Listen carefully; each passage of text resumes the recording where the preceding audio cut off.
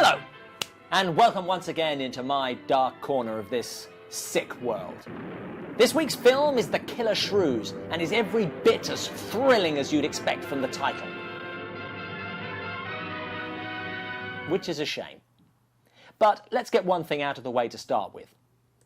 This is a puppet. These are dogs in Mariah Carey wigs. If you're going to laugh at the special effects, then get it out of your systems now. It's not their fault they didn't have any money. And remember, great special effects do not necessarily make a great film, Mr. Lucas. Man, that sure do look good. They're just not necessary in a taut, balls-to-the-wall thriller. If you have sympathetic characters in a dangerous situation, then ramp up the tension. Who cares if the danger is coming from what is clearly a whippet with a mop on its head? Unfortunately, early on in this film, it feels like the only one trying to create any tension is the composer. Will you join us in a cocktail? This music just doesn't feel appropriate here. Well, I've never been known to turn down a drink yet. Fine. In that case, we'll have martinis. Wringing every last inch of tension from the line, in that case, we'll have martinis. Mix them, please. Really, there's not a lot to be scared of at this point. But that all changes when we hear the full story. There are 200 or 300 giant shrews out there. Monsters weighing between 50 and 100 pounds. And what's more, they are beginning to starve. No wonder you didn't want me to go out there. Thanks for saving my skin. He accepted that quick. But it's not all bad. Killer Shrews, Desert Island. I smell a mad scientist at work. A man named Craigers owns this island, doesn't he? That's the name on the crate, Dr. Milo Crackers. Dr. Crackers. Not subtle, but I like it. Mind you, no one sane would want to be stuck here. Wait a minute. Do you know there's a hurricane coming? I think I've seen this movie before. Reclusive scientist, desert island, hurricane, dangerous animals on the loose, small compound, big gates. It's Jurassic Park! Welcome to Jurassic Park. I mean, okay, there are differences, the big one being dinosaurs are unbelievably cool. Killer Shrews aren't even believable. And actually, Killer Shrews has the advantage here. Because it's not a family film, it can be the thriller that Jurassic Park never quite was, because, let's face it, you always knew those kids were going to survive. Whereas in Killer Shrews, anyone could be the next victim. Sure is a lot of quiet out there. You see, just by looking at these two, you can't even begin to guess which one is unavoidably marked for death. Shockingly, it's Token Black's sidekick. You go right ahead and stretch your legs. That ship's gonna be bucking like a bucking bronc for long. Who is chased up the flimsiest tree in the forest before falling to his gory fate. While white, square-jawed, all-American hero enjoys his martini. Didn't see that one coming. What about the rest of the cast? Maybe there's some suspense to be had there. I'll be honest, I don't like his chances. Don't you wonder about the unusual things around here? Whereas the only woman on the island, I think, is probably going to be fine. Excuse me, please. I think I'll change. Into this fetching lampshade. Father, may I speak with you? This is Anne. Her father is one of our two scientists. They tossed a coin to see who got the pipe and who got the glasses. But I think one scientist is probably enough for this film. We can breed them to the 205 group in about 3 weeks. Dead. Now, when your film's bad guys are a bunch of genetically modified rodents, you need a human antagonist just to push things along. This can be a carefully crafted character piece, really the best part in the film.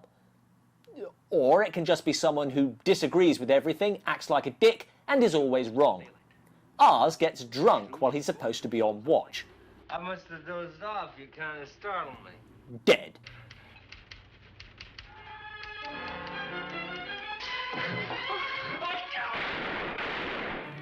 Really fucking dead. Now we've got a group of characters we care about. Give me the gun. Not very becoming anyway. Patronising knob. The stakes have to keep rising. You say there's 200 or 300 out there? I think I counted 4. My mistake, 3. And of course, the death toll has to keep rising too. Told you he wouldn't last. He's dead. Thank goodness it was just the help. Through that kitchen window. That rope must be rotten. 2 for 2. I'm on fire. This is a group of people genuinely up against it, but they have a plan. They will exterminate each other. It'll take a couple days. What do we do during that time? Stay indoors and wait until it's over. Not the most exciting plan to watch, but again, wasn't that the plan in Jurassic Park? Hide from the hurricane, get off the island, wait for them to die. Now you stop sniveling and think!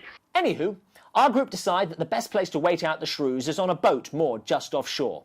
So when the hurricane has passed and the sun comes up, so the nocturnal shrews aren't about, our heroes make the trek down to... Wait a minute, where's the rest of them? Why are only 2 going? Why not all go together? There! You've reached the shore, what are you going to do now? You'll have to go back for the rest. Where's this gift? It's right there! Look, you moron! Maybe if there was more of you, you'd have seen it. And of course, now the starving shrews have lost their fear of daylight, our troop of intrepid numbnuts are back where they started. People trapped in a situation beyond their control? Compelling. People who piss away their chance at escape? Irritating. There's no sense looking at the dark side. Thing is, from the filmmaker's point of view, this plan can't succeed. For starters, it would make for a bloody short film. But also, it came from a scientist. And that would tread on this film's main point. Now, wait a minute. I'm afraid I'm not very good with pure research. I'm a real man. You seem so disinterested in everything. Aren't you the least bit curious? I'm only interested in anything that concerns me. Curiosity is for sissies. This is what real men do.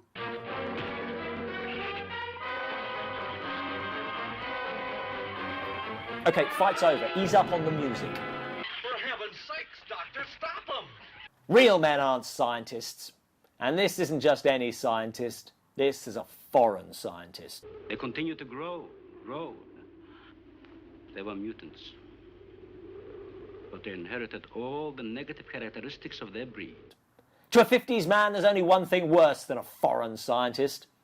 And that's a woman scientist. I'll take a dull, alive woman every time. Yeah, get back in the kitchen.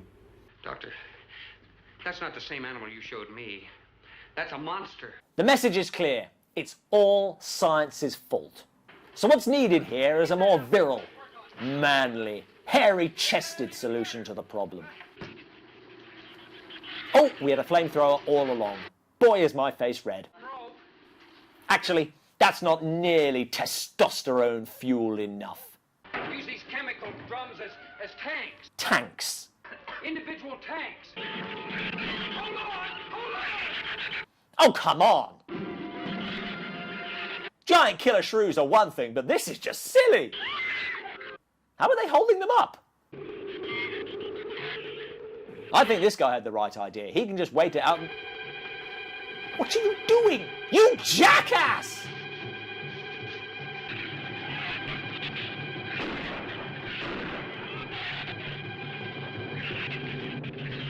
I knew he'd die. I didn't think he'd basically top himself. Dick. Meanwhile... We'll hit the water soon.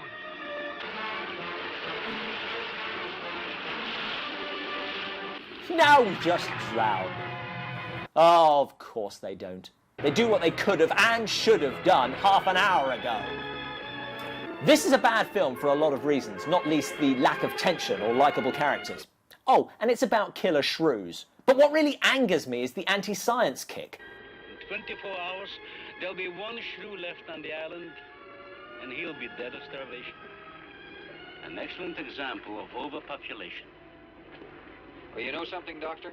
I'm not going to worry about overpopulation just yet. And neither should you. Poor Professor Crackers is just trying to make the world a better place, but... Wait, what was he trying to do? Generally among mammals, the smaller the size, the higher the metabolism and the shorter the lifespan. Is that right? Well, I'm attempting to decrease the size while maintaining a low metabolism and resultant a longer lifespan. What reason? Overpopulation. You're trying to solve overpopulation by making people live longer, with the inevitable side effect of giant killer shrews. That can't possibly work. You idiots! That's what I've been defending. That's what I've been ranting about. I don't believe this. The Gittish hero, played by Jim Best from TV's The Dukes of Hazzard, was right! That's so annoying!